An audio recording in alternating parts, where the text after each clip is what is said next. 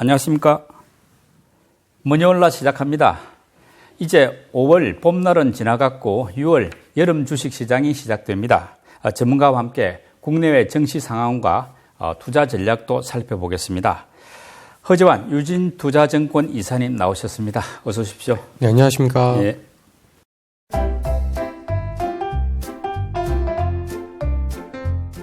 보니까 지난 2월에 나오셨고 한 석 달 됐네요. 네. 예. 그동안 주식시장은 썩 좋지가 못했지 않습니까? 이슈들 많으니까 하나씩 점검해 보도록 하겠습니다. 이제 6월 FOMC가 2주 앞으로 다가왔습니다. 그러다 보니까 지금 정시에도 영향을 미치는 것 같은데 지금 6월 FOMC에서는 보통 알기로 0.5%포인트 금리 인상한다 이렇게 알고 있지 않습니까? 그런 거 외에 또 다른 변수가 있을까요? 사실 그 금리 인상에 대한 여러 가지 기대들은 이미 투자자들도 많이 알고 있고 또 금융시장에 많이 반영되어 있기 때문에 통화정책 자체에 대한 내용보다는 연준이 지금 이제 미국 경제를 그리고 글로벌 경제 상황을 어떻게 인식하느냐, 즉 통화정책보다는 경기에 대한 인식이 훨씬 더 중요하다라고 보여집니다. 그러니까 침체 우려가 좀 있다는 말씀이죠. 예. 만약에 그래도 연준이 금리를 올리지만 침체에 대해서 걱정한다라는 뉘앙스가 좀 있으면 이제 추가적으로 더 미국의 어떤 금리 인상 속도가 가파르진 않을 거기 때문에 그 부분에 있어서 이제 주식시장은 조금 오히려 안도할 가능성이 높고요. 만약에 그렇지 않고 여전히 인플레가 잡기 전까지는 세게 한다. 침체에 대한 위험에도 불구하고 금리를 계속 올릴 거다라고 해서 인플레 쪽에 좀 더 무게를 많이 실게 되면 아무래도 이제 주식시장이 반등하기가 굉장히 좀 힘들 걸로 예상을 하고 있습니다. 그러니까 이번에 파월 의장이 이제 경기를 중시하느냐, 물가를 중시하느냐, 이걸 잘 봐야 되겠네요. 지금 관심은 6월 FOMC 이후에 이제 정시 주식시장이 어떻게 움직일 것이냐, 이거거든요. 어떻게 보면은. 이제 5월 FOMC는 하루 끝나고 좋았다가 계속 쭉 빠져버렸는데, 6월 FOMC 이후에는 어떨 것인가, 이게 관심인데, 우리 이사님은 어떻게 보십니까? 사실 5월달 그 FOMC 이후에 그 어떤 주식시장의 흐름을 보면, 그러니까 결국 인플레에 대한 우려가 계속 있는 상황이 이어지면서 주식시장에는 이거는 연준이 계속해서 금리를 올릴 거니까 경기가 안 좋아질 거고, 경기가 안 좋아지면 기업들의 실적까지도 좀 무너질 수밖에 없을 거다라는 걱정들을 많이 반영을 한 것 같습니다. 그리고 실제로 그 이후에 발표된 미국 기업들의 실적이 좋은 기업들도 있었지만 상당히 이제 그 실적의 경고, 특히 비용 부담, 그다음에 인건비 부담, 그다음에 이제 중국의 어떤 봉쇄로 인한 공급망 이슈를 얘기한 기업들이 워낙 많다 보니까 투자 심리가 굉장히 좀 나빠졌는데요. 6월 FOMC는 그래도 5월 달보다는 좀 좋을 가능성이 좀 있다라고 보여집니다. 최근에 실적을 발표한 미국 기업들의 내용을 보면은 그래도 비용에 대한 부담은 다 있긴 하지만 일부 기업들은 그래도 실적이 좀 괜찮은 기업들도 좀 있기 때문에 아마 그 6월 FOMC 이후에 글로벌 주식시장의 흐름은 5월 달과는 좀 다르지 않을까라고 좀 기대를 좀 하고 있고, 특히 이제 최근 들어서 약간 이제 물가 지표들이 지난 주말에도 발표된 미국의 PC라고 하잖아요. 개인 소비 지출. 개인 소비 지출 물가 상승률이 약간 이제 꺾이는 모습들을 확인해 주었기 때문에 이제부터는 이제 글로벌 주식시장이 이런 이제 금리 인상 또는 인플레에 대한 걱정들에서는 조금 이제 벗어날 가능성이 높다라고 생각하고 있습니다. 그건 좀 다행이고요. 지금 하나가 이제 중국의 봉쇄, 코로나 봉쇄 요 부분인데 지금 6월부터는 이제 해제된다 하고 있고 또 실제로 우리가 이제 지켜보는 과정은 있어야 되겠습니다만 막상 중국에서 이제 코로나 봉쇄 해제가 조금 완화된다. 요것만 나와도 글로벌 정시, 우리 또 국내 정시에도 좀 도움이 되지 않겠습니까? 네, 그렇습니다. 그러니까 저는 사실 그 5월달, 6월달, 그러니까 이제 4, 5월달에 이제 그 글로벌 경제 입장에서 봤을 때는 미국도 미국이었지만 사실 중국의 그 오미크론과 도시 봉쇄가 훨씬 더 중요한 영향을 미쳤었지 않았나라고 보여집니다.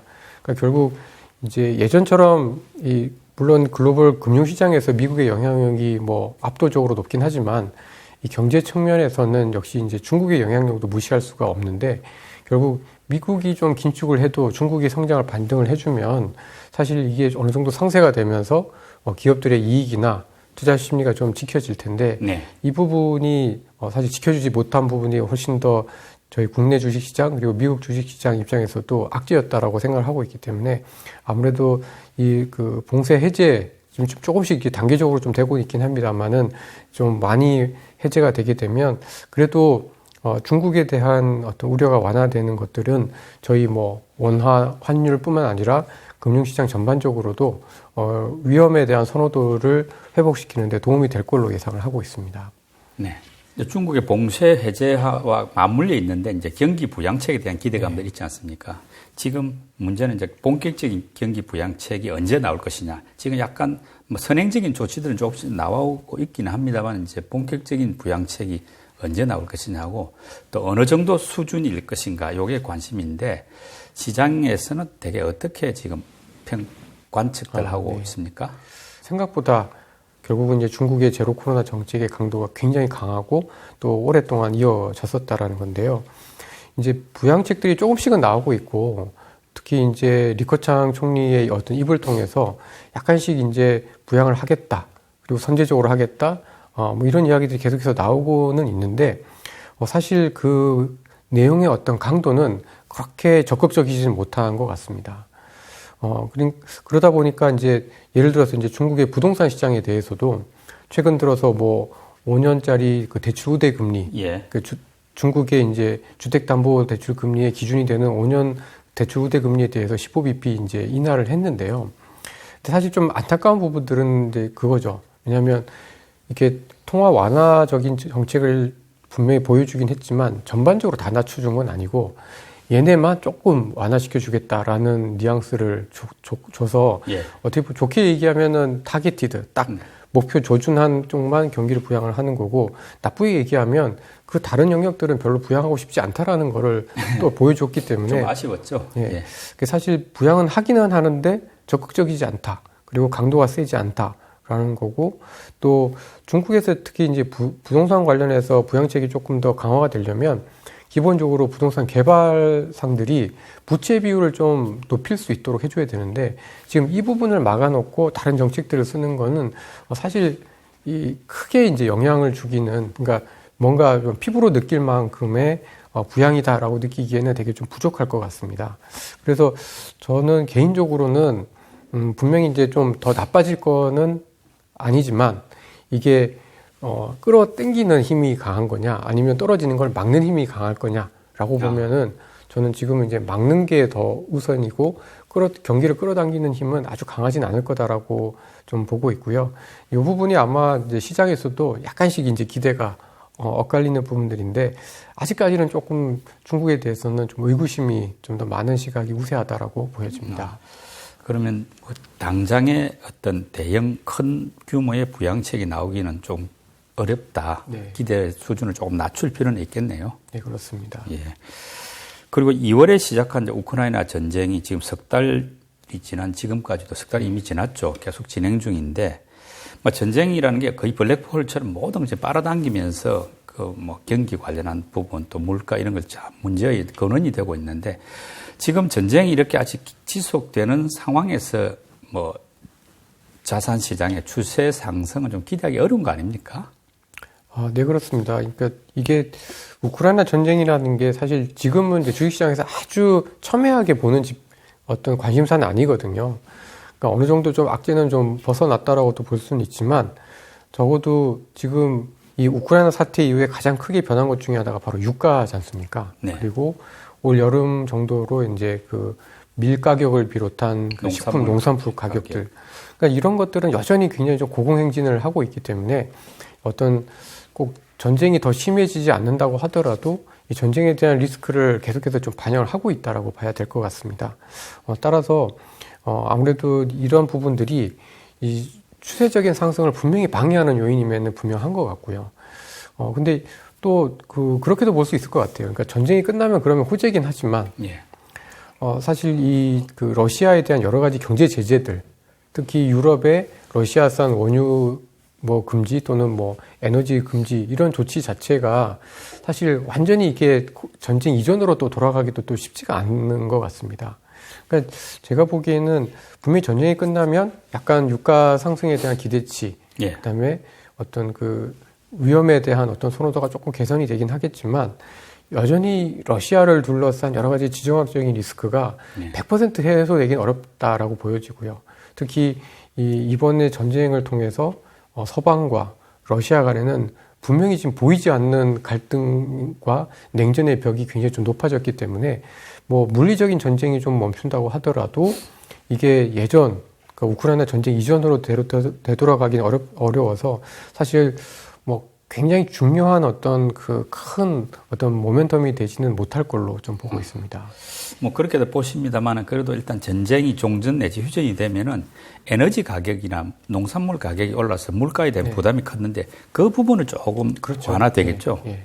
그 부분은 좀 완화가 됐고 지금 뭐 유가가 뭐 배럴당 뭐 120불, 막 110불 이렇게 올라와 있는 상태인데 그게 아무래도 레벨이 좀 떨어지겠죠.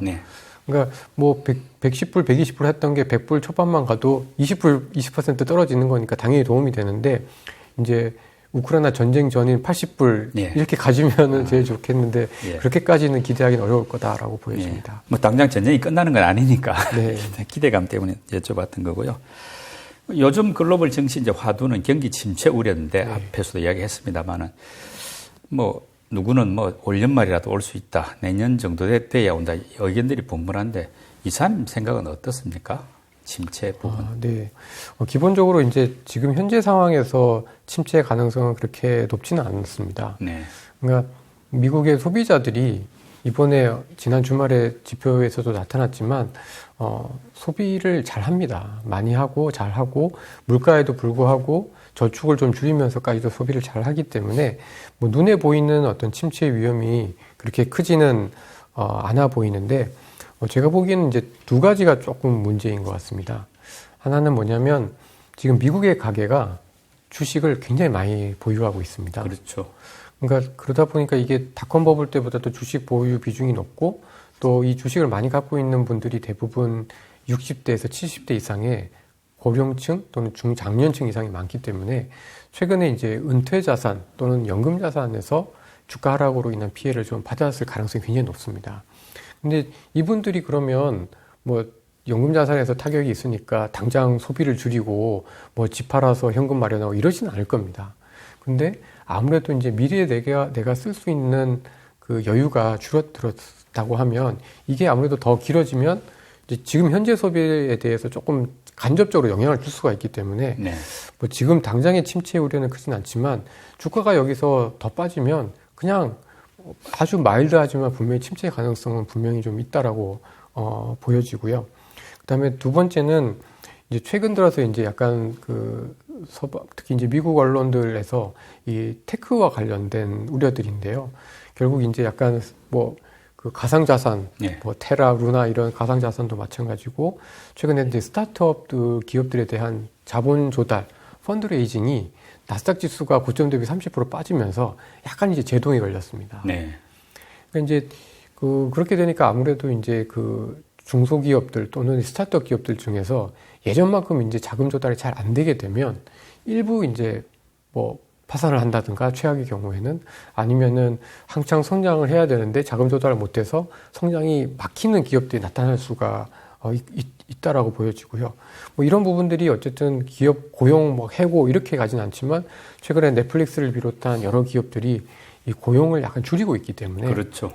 이런 부분들이 아무래도 간접적으로 당장은 아니지만 내년 정도에는 침체에 대한 우려들이 조금 더 가능성이 좀 더 높아지는 시점으로 갈 수는 있겠다라고 봐야 될 것 같습니다. 경기 침체 우려가 있다는 것은 결국은 기업의 실적이 조금씩 이제 낮아진다는 이야기지 않습니까? 이건 주식시장에 썩 좋지 못한 신호 아닙니까? 그럼요. 그러니까 사실 경기하지만 뭐 사실 경기가 나빠도 돈 버는 기업들은 있게 마련이지만 기본적으로 경기가 나쁠 때 돈을 벌 수 있는 기업들의 숫자는 확 줄어들게 됩니다.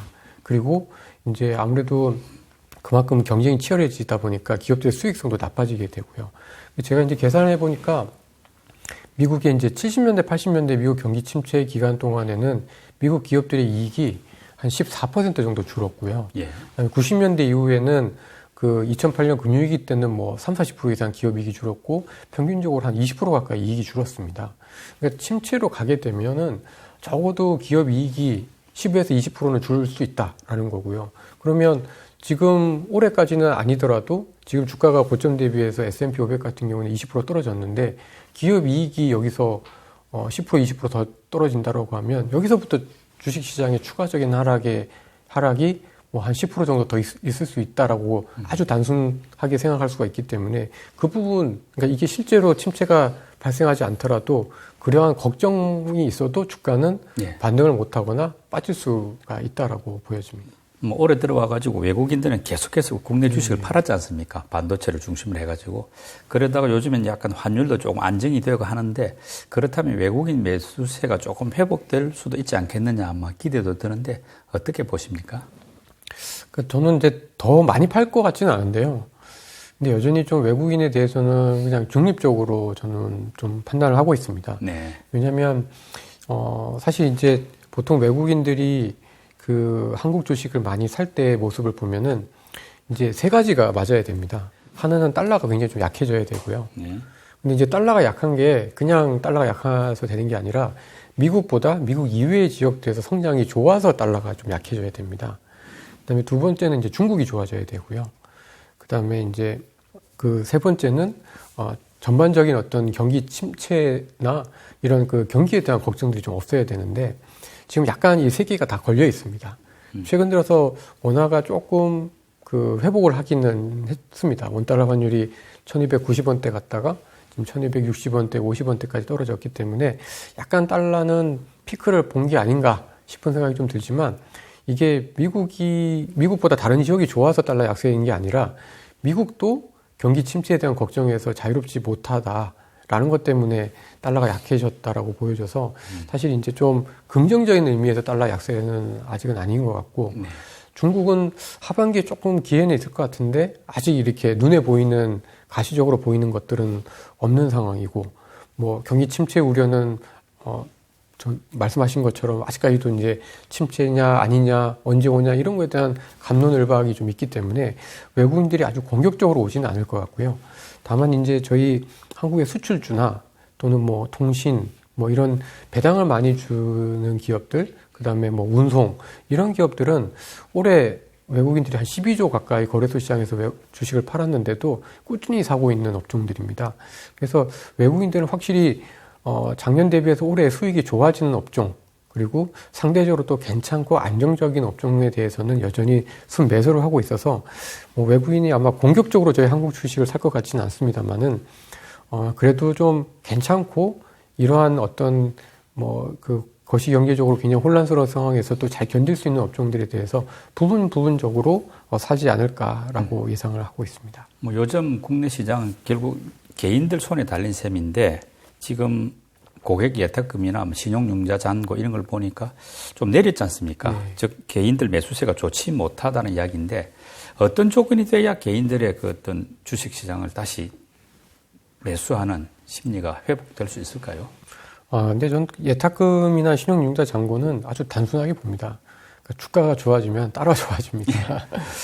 근데 이제 지금 뭐 주가가 작년 여름부터 해서 굉장히 안 좋은 조건이기 때문에 이게 1년 가까이 되다 보니까 이게 이제 돌아서려면은 사실 시간은 좀 걸리지 않을까 싶고요.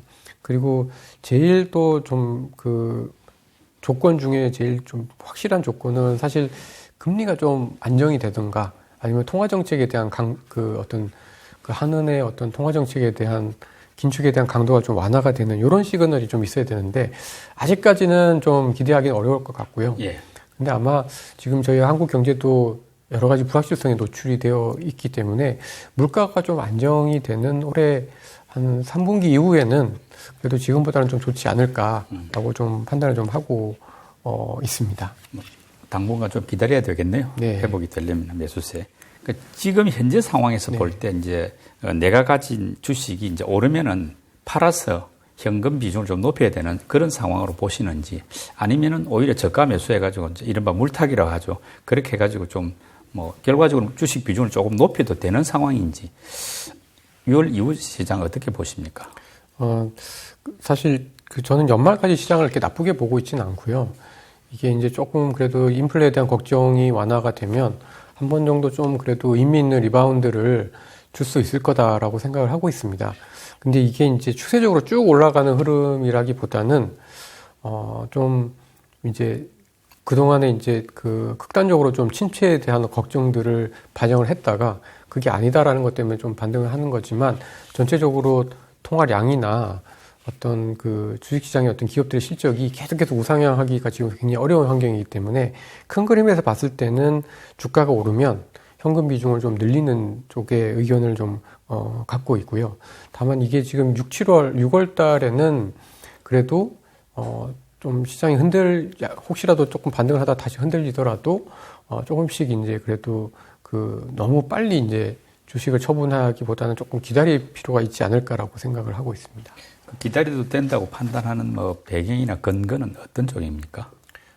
일단은 그 지금 주식 시장이 그 고점 대비해서 이제 미국도 그렇고 저희도 그렇고 한 20% 이상 빠졌지 않습니까? 네.